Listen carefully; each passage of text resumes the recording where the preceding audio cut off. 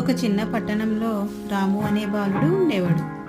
అతనికి ఆడుకోవడమే ఇష్టం, కానీ పుస్తకాలు చదవడం అస్సలు నచ్చేది కాదు.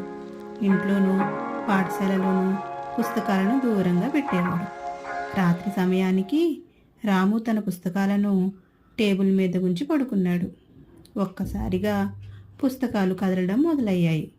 అన్ని పుస్తకాలు ఒక్కొక్కటిగా నోరు తెరిచి మాట్లాడడం మొదలుపెట్టాయి. తెలుగు పుస్తకం చెప్పింది, రాము, మమ్మల్ని చదవకపోతే నువ్వు తెలివిగా ఎలా అవుతావు?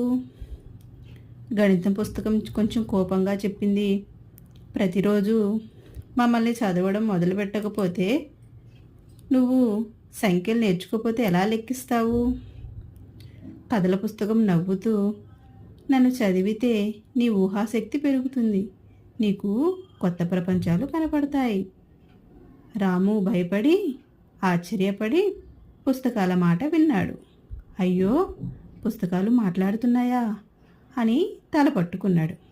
రాము క్రమంగా పుస్తకాలను చదవడం మొదలుపెట్టాడు. మొదట కథలు, తర్వాత గణితం, తర్వాత విజ్ఞానం. అతనికి పుస్తకాలు స్నేహితుల్లా అనిపించాయి. కొన్ని రోజుల తర్వాత రాము పాఠశాలలో మంచి మార్కులు సాధించాడు. టీచర్, అమ్మా నాన్న గర్వపడ్డారు.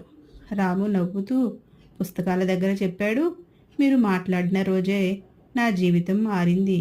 ఈ కథ యొక్క నీతి, పుస్తకాలు మన నిజమైన స్నేహితులు, అవి మన జీవితాన్ని వెలిగిస్తాయి. Thank you for watching.